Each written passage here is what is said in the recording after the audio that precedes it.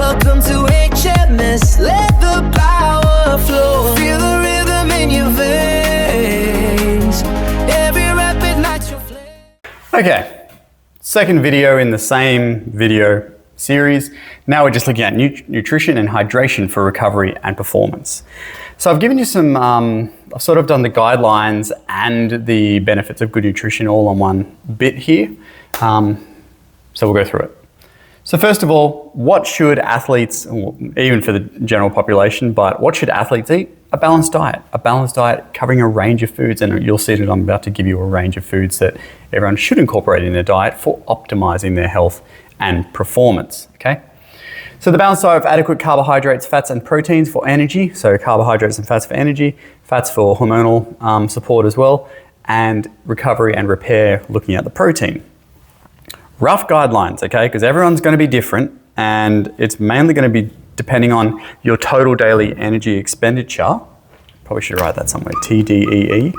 Total daily energy expenditure, depending on how much food you should eat, okay? Obviously people that burn more calories in their sports, such as, you know, like a rugby league centre or a marathon runner or a swimmer. Swimmer's a really good example actually, because they're just like burning calories all the time. They need lots more food than someone who is like a darts thrower, for example. But darts is an Olympic sport, so you know we're not discounting it. I'm just saying that one person needs more food than the other to optimize recovery and performance. But as rough guidelines, so instead of you guys remembering like percentages and trying to apply it, here are some rough guidelines, okay? Protein. For adequate recovery from doing any sort of strength training or muscular endurance work like marathon runners, etc., you're looking at about 1.6 grams per kilogram of body weight per day on the lower end if you're not a strength type athlete, upwards of 2 grams per kilogram daily, okay, is more than sufficient, okay? Any more protein you eat than that, it's not going to give you any performance or recovery benefits. It's just going to rob your bank account because protein is generally the most expensive macronutrient of the three. So, for example, and you can probably write this or draw this in too, let's say an athlete weighs 70 kilos, okay? Protein, they're going to have at most 140 grams a day, okay? And that's heaps, right? So that's like a bodybuilder, weightlifter type level of protein. Other athletes, less than that, okay? General population, just so you're aware, it's generally the guideline is about 1 gram per kilogram per day. So if this was just a regular office worker, not doing much, 70 grams of protein a day is sufficient. You would have more if you are looking to lose weight, if you're in Gen Pop, but we're mainly focused on athletes here, so we don't worry about that. The next thing you do is your fats, okay? So fats, you know, there's a range. It's like you should have 20% of your TDE, upwards of like 35, 40% of your TDE in fats. Let's just call it and say 1 gram per kilo, okay? So our 70 kilo athlete for fats, they're just gonna have 70 grams of fat per day. All right, and fats we're talking about, so naturally occurring fats, so like, you know, fats in dairy, fats in meats, but then also we've got like, you know, seed oils. They're not as bad as everyone makes them out to be, but okay. Oils, okay, in bottles, right? Avocado, olive. I will say there are better oils than others, okay? I certainly don't promote anyone eating a whole bunch of like palm oil, for example, but anyway. So fats, we've got 70 grams per day. Protein, we've got 140 grams per day. Carbohydrates, the rest, okay? So quick math. This is going to be another 20-minute video. Here I go again. 70 kilo athlete.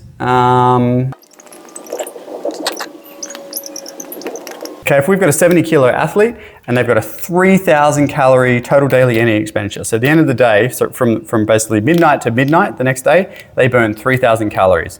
That's whether they're sitting on their butts, doing their activity, everything in between, okay? 3,000, that's a pretty average number for an athlete, okay? Some athletes are gonna be a lot higher than that, some athletes are gonna be lower.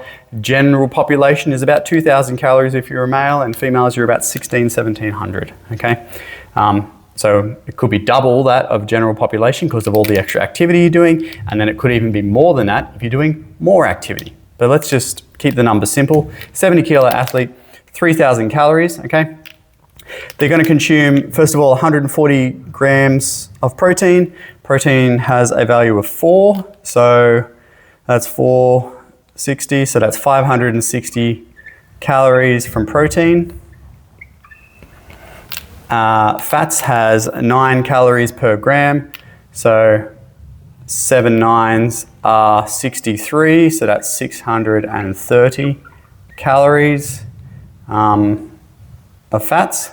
And the rest is going to come from carbohydrates. So we've got 3,000 minus 560 minus 630, so that's 1,100. So now we're down to 1,900 minus another 90, so that's 1,810 is remaining.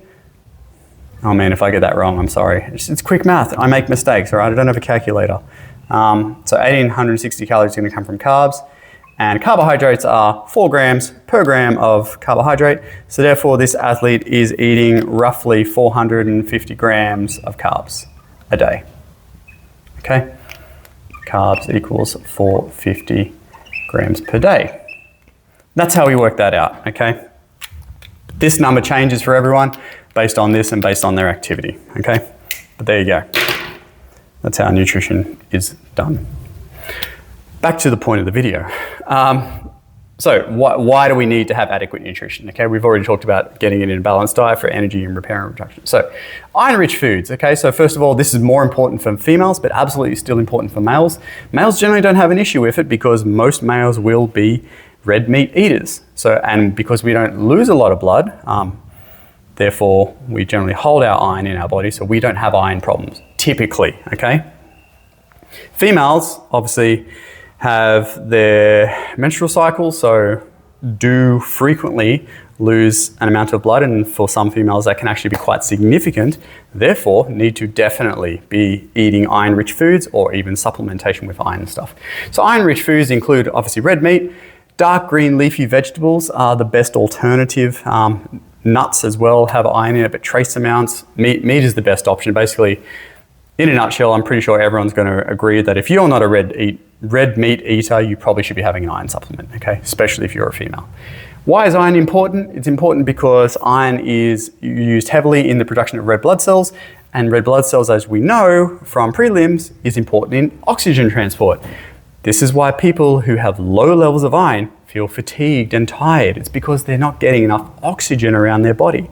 They can be super healthy, active and whatever, and actually active makes it worse because you do burn through iron in your exercise. So therefore, everything can look great on paper except for your iron levels, and therefore you are tired all the time. So not that I am a doctor or giving anyone advice here, but a lot of the times when students come and see me, especially female students, and they say, oh, I'm getting heaps of sleep and I'm eating really well, but I'm feeling tired, the first thought in my head is, how are your iron levels, okay? It's very common. So B vitamins is another one. B vitamins are involved in ATP production and resynthesis, okay? Obviously, if you don't have enough B vitamins, particularly B6, if you wanted to remember a certain particular one, but either or is a good enough answer, then when you go to create and resynthesize ATP, you probably just won't make as much as you should be. And therefore, that may lead you to getting fatigued faster, okay? You get B vitamins naturally from eating whole grains, eggs, dairy, okay? So it's in a lot of things. So most people don't have B vitamin issues, for the record. But athletes who do lots and lots of activity, burning through lots and lots of macro and micronutrients per day, may become deficient and therefore may need to focus on it in their diet or supplement. Omega-3s is the next one. So omega-3s is a type of fatty acid. So we have omega-3s, omega-6s, and omega-9s. And then we have this thing called the 3-to-6 ratio. So the amount of omega-3s you eat in your diet compared to the amount of omega-6s you eat in your diet. Most people, okay, even if you are trying to eat lots of omega-3s, most people still have a ratio that's like heavily weighted towards the 6s. So it might be like 18-to-1, all right, which is a lot. Researchers have found that people that have a ratio which is more closer to like the 3, so let's say you've still got let's say if you've got like a 1-to-5 ratio of 3 to 6s, okay, those people have drastically lower levels of inflammation and improved joint health and mobility throughout their whole body, okay? So you do want to try and get most of your fats from omega-3 sources. And like I said, it is really, really hard to do. You can't, it's very, very rare to have it weighted on this side, like 2 to 1, like, unless you're just only eating like salmon the whole time, but that's not going to happen. But you could, I guess. Anyway, it's really hard to achieve, but you should strive for it because it does have great benefits for inflammation and joint health and mobility. You do get omega-3s mainly from fish and certain seeds. So certain oils that we mentioned before are much higher in omega-3s than other oils which have 0 amounts of omega-3s. So for example, like if you are only cooking with sunflower, I think sunflower has lower levels of omega-3s. If you're only using sunflower, let's just go vegetable oil. Okay, vegetable oil at the shops is absolutely terrible. It's also very cheap. So a lot of people will just cook with vegetable oil, has 0 omega-3s in it. So not only are you cooking food that has no omega-3s, then you are adding in fats which has no omega-3s, and you are blowing this ratio out. Okay, therefore you get sore and stiff and joint mobility and blah blah blah blah blah. Antioxidants. So antioxidant foods, they will help reduce oxidative stress. So when we create ATP in our muscles through the processes that we spoke about in prelims in the energy system, that does create byproducts that we need to get rid of, okay? Antioxidants help get rid of those byproducts. And if you don't have the byproducts in your muscles sitting around, well, guess what? Your recovery is enhanced. So therefore you can go hard again sooner. Antioxidants are mostly found in fruits and vegetables. And the best way for me to remind you to get enough antioxidants is to eat the rainbow, okay? Probably something from preschool, or not preschool, maybe from preschool, definitely primary school. Have a range of colors in your diet, okay? Eat a yellow food, a red food, blue food like blueberries, a pink food, a green food, what else am I missing? An orange food. Every day, try and get something, okay? All of those things will have different antioxidants and they all work very synergistically. If you just have one color all the time, or like a lot of people in the general population, if you just have white food all the time, 0 antioxidants, and therefore you're not going to recover very well. We want to have enough calcium and vitamin D in conjunction, okay, for bone density, okay? Especially as you get older, your bones can start to become brittle if they're not maintained through good diet and resistance training. So, and getting enough calcium through dairy is pretty easy, to be honest. I think it's like 2 cups of milk and like a slice of cheese or something, and you've got all your calcium for the day. But your body doesn't absorb it very well unless you've also got adequate vitamin D. And this is generally the problem. People have bone density issues, they think it's calcium, and it could be, but a lot of the time it may actually be vitamin D as the problem, because if you don't have this, your body doesn't absorb and use this, okay? Why do we have vitamin D issues, and especially in the modern age? Because we're indoors all the time, okay? We're either at school, you know, in the classroom, or we are at uni in the classroom, or then we get a job and we're sitting at an office desk all the day from 9 till 5. And, you know, we're not going for our 10-minute walks in the morning around the block, which, mind you, won't actually produce that much vitamin D in your body. We're just inside all the time, all year round, and therefore you end up with bone density issues and other issues related to vitamin D too. Very important for hormonal production, sex hormones, etc. I do think I went through that in my video on the endocrine system. Anyway, I digress. Get enough vitamin D. It's very good for you. Sunlight is the absolute best source. So you can't really eat vitamin D. You can absolutely supplement it, but just get some sunlight. You know what? I do understand that skin cancer rates are going up, and I'm absolutely not condoning people get out in the sun and tan for hours on end and get sunburned, because every time you get sunburned, you are causing skin damage, which can increase your chance of getting skin cancer later on in life. It only takes like 15 to 20 minutes of sunshine on your body to get enough vitamin D, not only for that day, but for like a few days, okay? It must, however, apparently, be to places of your body that you don't usually get vitamin D. As in, I'm not saying like you get naked or anything in the sun. I'm saying that if you like I'm wearing a t-shirt at the moment, if I just got 20 minutes of the sunshine with this on, I probably wouldn't be producing enough vitamin D, because this is what I usually wear, okay? But if I expose my shoulder to the sunshine, which doesn't usually get sunlight on it, well, that would absorb a lot more vitamin D. Yeah. and not a lot of time either. Magnesium, so a lot of athletes will take magnesium, especially at nighttime, or they'll have like an Epsom salt bath, which is very high in magnesium, to relax their muscles. Relaxed muscles that aren't tense are easily or more better able to recover from activity, but also magnesium helps offset cramping, okay? So it's double win, and actually magnesium is one of the things that I could have put in the sleep video. It does help relax the body and the mind to get into deeper sleep quicker. So lots of benefits from magnesium. And finally, anti-inflammatory type foods, mainly found, well, the easiest ones to mention are spices. So like turmeric, ginger, okay, a lot of people don't have turmeric and ginger in their diet regularly. But if you look at all the recommendations across here, so we've got turmeric, we've got ginger, we've got dairy, we've got magnesium, so that's like nuts and seeds. I probably should have wrote that, nuts, seeds. We've got eating the rainbow, which is, like capsicum, blueberries, strawberries, banana, chili. All right, over here we've got omega-3s, we've got salmon, we've got B vitamins, whole grains, eggs. So it all comes back to the very first thing that I said, a balanced diet, okay? You shouldn't just eat, well, particularly for athletes, they shouldn't just eat one food every single day, every single meal, okay? Like you look at bodybuilders who are like contest prepping, the age-old, chicken and rice or chicken and broccoli. Yeah, that is great for stripping body fat, okay? It's also not very healthy and it's not very sustainable. You look at a lot of bodybuilders who stick on those type of diets for extended period of times, they're not healthy. This is healthy, a range of foods. Wow, that was such a rant. I'm so sorry. Okay. So how do athletes plan and what routines do they use to stick to their nutrition plan that their coach has given them? They meal prep, okay? Every single successful athlete meal preps. They don't wake up in the morning and go, what am I gonna eat today? It's given to them, okay? Maybe 4, 5, 6 meals a day. And it is all pre-cooked for them days in advance, okay? Whether they do like a big cook up on the weekend or whether they just get it, a lot of athletes just get it shipped to their house from like a meal prep service. And then they either have to cook it fresh or they get it shipped to their house, meal prep service, and it's already in like containers. And all they need to do is throw the container in the microwave and heat it up, and that's their meal.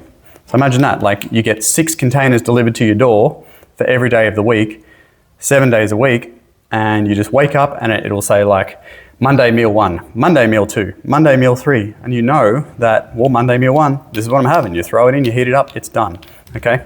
So, there's a famous saying that failing to plan is planning to fail. It certainly does apply with nutrition, okay? If you are on track to be like the #1 Olympian athlete in whatever sport for the year, you need to have your nutrition dialed in, okay? And the only way that a coach can guarantee that you are eating what you need to eat to maximize your performance and recovery is if you stick to the meal plan, okay? A lot of athletes will say, like, if the coach just says, oh, have a chicken salad for dinner, and then an athlete will go and make a chicken salad, that chicken salad they make might be 3 times bigger than the one that they actually need, and all of a sudden they're over-consuming, and they may have gastrointestinal issues because they ate way too much salad, or they may experience maybe weight gain from eating too many calories across the day, and then the coach is like, what are you doing? I told you to have a salad. But on the flip side, if the coach gave them a pre-made chicken salad and said, this is what I need you to have, that salad will have like protein, fats, carbs, break down how many calories are in it, and it's sorted. So that is the best way for athletes to stick with their nutritional plan. An easy way, if you wanted to look at creating one yourself, is that you write it up, you have 7 days of the week, Monday to Sunday, and then you choose 2 to 3 things that you are happy to have for that day of the week, okay? So Monday breakfast, you have 3 options, all right? Tuesday breakfast, you can use the same 3 options, or you may have 3 different options. Wednesday breakfast, and you can start to mix and match your options, okay? So you know that at breakfast time, you can choose A, B, or C, all right? Monday lunchtime, you can generally have 2 options, A or B, and whatever one you don't use that Monday, use it next Monday. So you're not eating the same thing all the time, but they are preset controlled meals that have everything measured out for your recovery and performance. And for the record, meal prepping sucks. Lots of people love it because, they don't have kids or they've got plenty of time on the weekend. to stand around and cook all day. Like, you ever seen those like videos on YouTube? People are like, oh, watch me meal prep for the week, and they like fast forward all the bits and they make it look like they only spent like a couple hours. Turns out like 9 hours later, they're finally ready for the whole week. So finally, for nutrition, how do we monitor? How do we know that athletes are eating what they need to eat in sufficient quantities for optimizing their recovery and performance? First of all, probably the easiest one these days is using a tracking app, okay? So apps like MyFitnessPal, there's heaps of them out there. Renaissance Periodization have one. Carbon is another one. MyFitGenie is another one. There's heaps of them, okay? And basically what you do with those apps, you put in what you ate, and generally you need to have it pre-read and weighed and measured so you know exactly. So you can't just put in like homemade chicken salad. What you need to do is put in the individual ingredients, 200 grams cos lettuce, 350 grams chicken thigh, and then it was cooked in, 2 tablespoons of olive oil and just whatever. So you put it all in, but you can create a meal out of it in the app. So next time you have it, providing you make it exactly the same way, you can just add homemade chicken salad and it works, okay? So using a tracking app is really good because it'll show you over the day your target, because you preset it up with your coach. And then as you start eating your meals and you're adding it in, it goes over day, and at the end of the day you can see, oh, I ate too much today, or I've still got a little bit of space left, and with that little bit of space you may want to treat yourself with some chocolate or something, or whatever floats your boat late at night. But not in the hour or two before bed, because that will disrupt your sleep. So then we've got the food diary. Food diary is the old school way, okay, before we had tracking apps, okay? Simply just write it down. Monday breakfast, I had 2 egg omelette, tablespoon of butter, 3 tablespoons of cream, handful of chives, whatever you're having, okay? Then you would take that diary to either your coach or your nutritionist / dietitian, who would then analyze the data for you.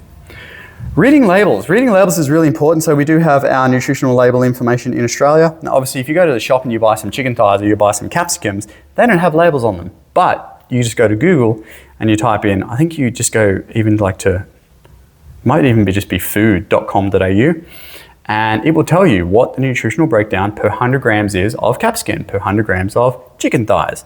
And so that when you are putting it in your meal, you put it on the scale, and let's say you use 85 grams of capsicum, use 150 grams of chicken thighs, you know what that is, and therefore you put that in your diary, or you put that in your tracking app, and therefore it goes ahead. And then finally, to help you set all this up, or maybe even to analyze some of the data if you're using an app or a diary but you're not sure what to make head or toe of it, you go to a dietitian, okay? Most athletes that we are referring to in the course will have registered dietitians and sports nutritionists on staff, and they would help you look after all this stuff, okay? But Gen Pop, you can absolutely go and see a nutritionist or even a sports nutritionist if that's your thing, or a dietitian, and they can help you sort all this out.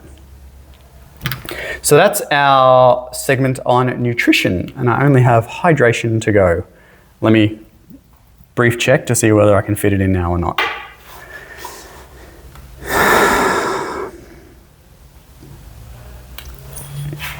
No, I'm doing it separate. Might as well. That way we'll have sleep, nutrition, hydration. Makes sense. Okay, thanks. Bye.